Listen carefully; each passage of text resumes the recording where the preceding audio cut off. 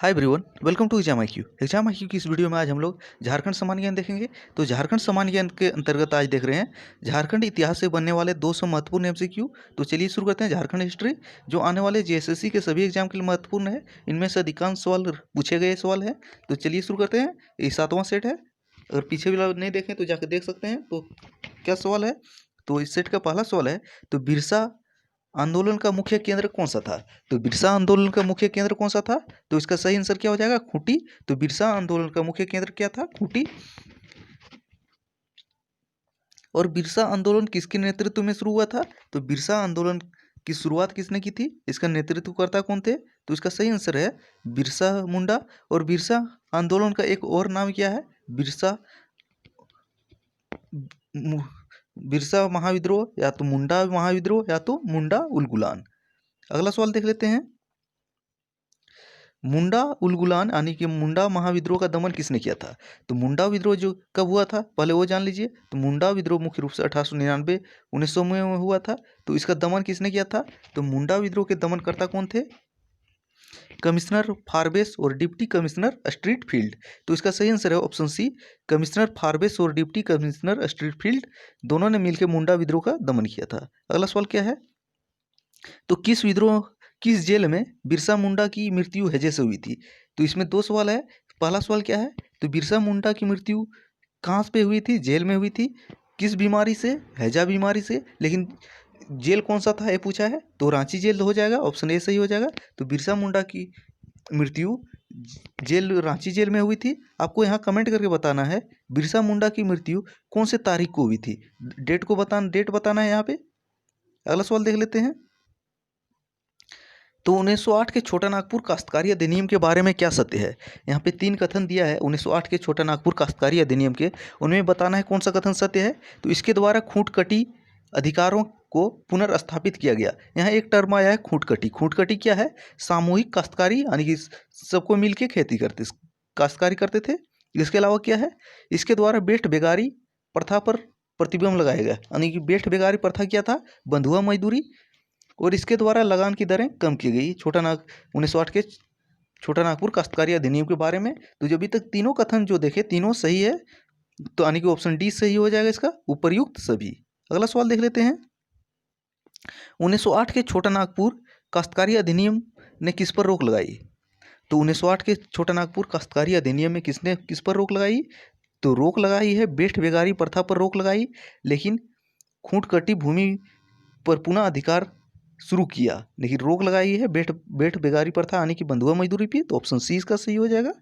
अगला सवाल देख लेते हैं।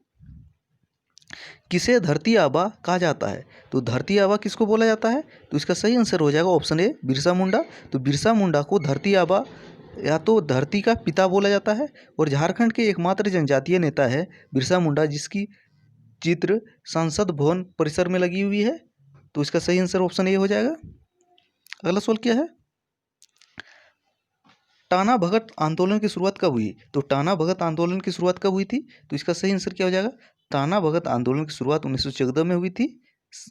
देख रहे हैं अप्रैल 1912, 1913, अप्रैल 1914, अप्रैल 1915 सब। और जेपीसी 2013 में सवाल पूछा गया है। और हाल फिलहाल के जेएसएससी के एग्जाम भी पूछा गया है। तो सही आंसर अप्रैल 1914 में हुआ था। और इस अगला सवाल क्या पूछा जाता है इसी से? तो टाना भगत आंदोलन के नेतृत्वकर्ता कौन थे, कि यानी कि शुरुआत किसने किया था? तो इसका सही आंसर हो जाएगा जतरा भगत, जतरा उरांव। बहुत जगह आपको ऑप्शन में मिलेगा भगत, तो दोनों देख के कन्फ्यूज नहीं करना है। तो जतरा उरांव या तो जतरा भगत दिया रहेगा। तो टाना भगत आंदोलन की शुरुआत जतरा उरांव या तो जतरा भगत 1914 में। मंथ भी पूछे तो अप्रैल 1914। अगला सवाल किया है, किसके नेतृत्व में टाना भगत असहयोग आंदोलन में भाग लेकर पहली बार स्वतंत्रता आंदोलन में शामिल हुए? तो किसके नेतृत्व में टाना भगत के लोग असहयोग आंदोलन में भाग लिए थे? तो इसका सही आंसर हो जाएगा ऑप्शन ए, सिद्धू भगत। तो सिद्धू भगत के नेतृत्व में टाना भगत के लोगों ने असहयोग आंदोलन में भाग लिया था। तो ऑप्शन ए इसका सही हो जाएगा। अगला सवाल देख लेते हैं। विशुद्ध गांधीवादी तरीके से लड़ा गया पहला आदिवासी अहिंसक आंदोलन कौन था?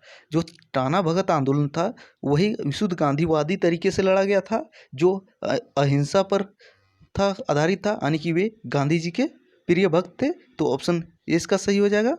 अगला सवाल देख लेते हैं।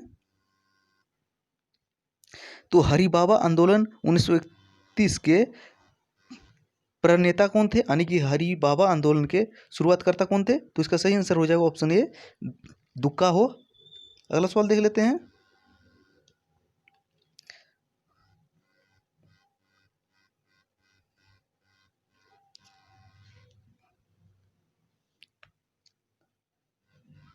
अगला सवाल है, तो 1857 के विद्रोह में झारखंड में सर्वप्रथम कहाँ के सैनिकों ने 12 जून 1857 को विद्रोह किया था? तो 12 जून 1857 को विद्रोह झारखंड के सैनिकों ने कहाँ पर शुरू किया था? तो सही आंसर क्या हो जाएगा? रोहिणी। रोहिणी कहाँ पे है? देवघर में। तो देवघर के रोहिणी से झारखंड में 1857 का विद्रोह शुरू हुआ था। और तारीख पूछा जाए तो कब हो जाएगा? 12 जून 1857। अगला सवाल देख लेते हैं। तो रोहिणी विद्रोह 12 जून 1857 के बारे में क्या कथन है, सत्य है? यहाँ पे 3 कथन दिया है। तो 12 जून 1857 को जो रोहिणी में 1857 को विद्रोह की शुरुआत हुई थी उसके संबंध में, तो इस विद्रोह का आरंभ घुड़सवार सैनिकों ने किया। बिल्कुल सही है, इसका विद्रोह का आरंभ घुड़सवार सैनिकों ने किया था। अगला पॉइंट क्या है? विद्रोहियों के हमले में लेफ्टिनेंट नॉर्मन लेस्ली मारे गए और मेजर मैकडोनाल्ड व असिस्टेंट सर्जेंट डॉक्टर ग्रांट घायल हुए। तो ऑप्शन बी भी सही है। अगला क्या है? हमलावर विद्रोहियों को कोर्ट मार्शल किया गया और उन्हें फांसी दे दी गई। तो ऑप्शन सी भी सही है, यानी कि सवाल के अनुसार सही आंसर हो जाएगा ऑप्शन डी, उपर्युक्त सभी। अगला सवाल की एक तरफ जगह दिया है और एक तरफ बताना है। तो 1857 के विद्रोह किस तारीख को शुरू हुई थी? तो देख लेते हैं ये भी। तो क्या पहला क्या है? तो रोहिणी में 1857 का विद्रोह कौन सी तारीख को शुरू हुआ था? तो रोहिणी में देख चुके 12 जून 1857 को हुआ था। इसके बाद आता है हजारीबाग। तो हजारीबाग में कब हुआ था? तो हजारीबाग में 30 जुलाई को विद्रोह की शुरुआत हुई थी। नेक्स्ट क्या है? रांची। तो रांची में 3 अगस्त को हुई थी। इसके बाद मानभूम में कब हुआ था? तो मानभूम में 5 अगस्त, यानी कि ऑप्शन ए सही हो जाएगा इसका। रोहिणी में 12 जून, हजारीबाग। रोहिणी ना दे के देवघर भी दे सकता उस सवाल में। हजारीबाग में 30 जुलाई, रांची 2 अगस्त एवं मानभूम 5 अगस्त। अगला सवाल आप देख लेते हैं। यही टाइप की है।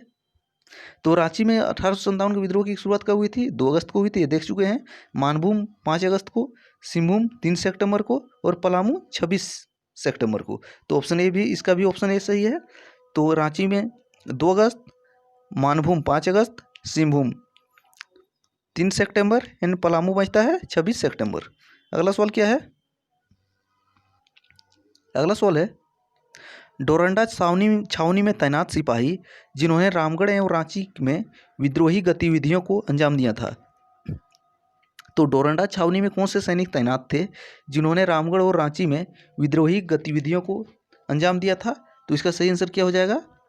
जमादार माधव सिंह, सूबेदार नादिर अली और सूबेदार जयमंगल पांडे, यानी कि तीनों लोग डोरंडा छावनी में तैनात थे, यानी कि ऑप्शन डी इसका सही हो जाएगा, इनमें से सभी। अगला सवाल क्या है? चतरा की लड़ाई के संबंध में क्या सत्य है? तो सबसे पहले जान लीजिए चतरा की लड़ाई कब हुई थी? 2 अक्टूबर 1857 को हुई थी। तो उसके संबंध में 3 कथन दिया है। तो उसमें बताना है कौन सा कथन सत्य है, देख लेते हैं। तो इस लड़ाई में जमादार माधव सिंह, नागवंशी ठाकुर विश्वनाथ शाही, नागवंशी ठाकुर के दीवान पांडे गणपत राय भागने में सफल हुए। तो बिल्कुल सही है। अगला देख लेते हैं।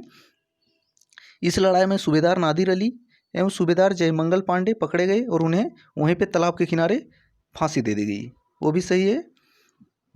अगला क्या है?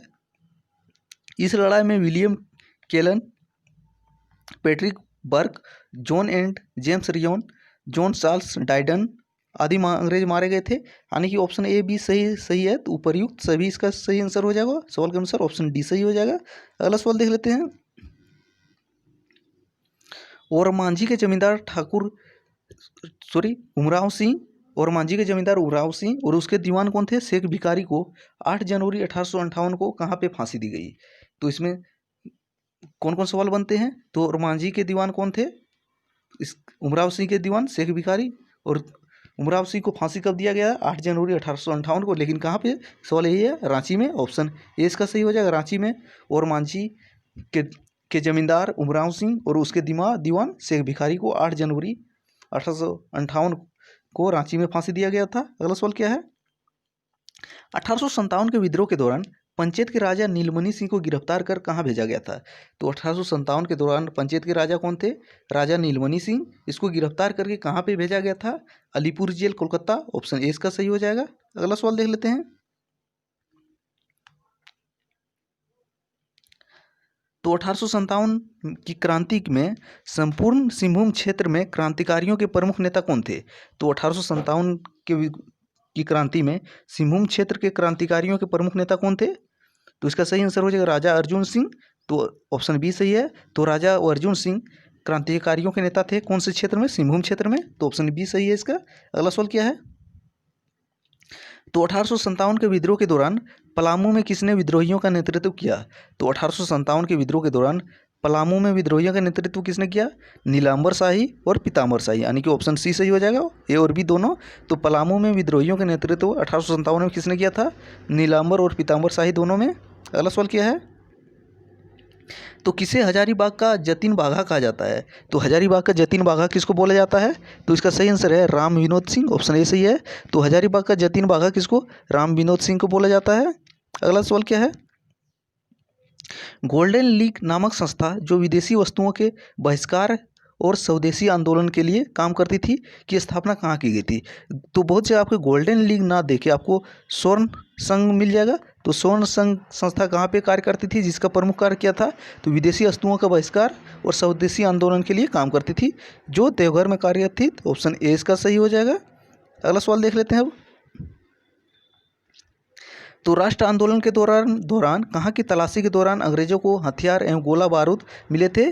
तो राष्ट्र आंदोलन के दौरान कहाँ की तलाशी के दौरान अंग्रेजों को भारी मात्रा में हथियार और गोला बारूद मिले थे? तो इसका सही आंसर रह जाएगा ऑप्शन ए रोहिणीग्राम। ऑप्शन ए इसका सही है। अगला सवाल देख लेते हैं। किस देशभक्त ने देशेर कथा की रचना की?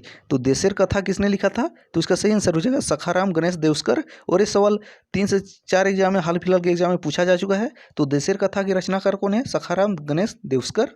अगला सवाल देख लेते हैं। रोटा आर्म्स केस में दुमका के किस व्यक्ति को अभियुक्त बनाया गया? तो सबसे पहले इसमें जान लीजिए रोटा आर्म्स केस क्या था। तो रोटा आर्म केस जो थे, कोलकाता के रोटा एंड कंपनी की दुकान से माउजर पिस्तौल की चोरी से संबंधित मुकदमा था रोटा आर्म केस। तो इसमें दुमका के कौन से व्यक्ति को अभियुक्त बनाया गया था? तो इसका सही आंसर हो जाएगा वेदनाथ विश्वास और प्रभुदयाल मरवाड़ी, यानी कि ऑप्शन सी सही हो जाएगा। तो वेदनाथ विश्वास और प्रभुदयाल मरवाड़ी जो है रोटा आर्म केस से संबंधित है। अगला सवाल 78 का देख लेते हैं। देवघर षड्यंत्र केस में गिरफ्तार होने वाले क्रांतिकारी कौन थे? तो देवघर षड्यंत्र केस में गिरफ्तार होने वाले क्रांतिकारी कौन थे? तो इसका सही आंसर क्या हो जाएगा? वीरेंद्रनाथ भट्टाचार्य, सुरेंद्रनाथ भट्टाचार्य एंड तेजस चंद्र घोष, यानी कि इनमें से सभी। ऑप्शन डी इसका सही हो जाएगा। अगला सवाल देख लेते हैं। गया षड्यंत्र केस में गिरफ्तार होने वाले डाल्टनगंज के क्रांतिकारी कौन थे? तो गया षड्यंत्र केस में गिरफ्तार होने वाले डाल्टनगंज के क्रांतिकारी पूछा गया है परमथनाथ मुखर्जी, गणेश प्रसाद वर्मा, यानी कि दोनों थे। अगला सवाल क्या है? किस राष्ट्र नेता को होम रूल आंदोलन के सिलसिले में रांची में 31 मार्च 1916 से लेकर 31 दिसंबर 1919 तक नज़रबंद किया था, यानी कि 3.5 सालों तक कौन नज़रबंद थे राष्ट्र नेता? तो अबुल कलाम आज़ाद थे। तो ऑप्शन ए सही हो जाएगा। ये थे झारखंड इतिहास से बनने वाले 200 महत्वपूर्ण सवालों का 7वां पार्ट। अब अगला पार्ट में बाकी के सवाल देखेंगे। Thanks for watching. मिलते हैं अगले वीडियो में।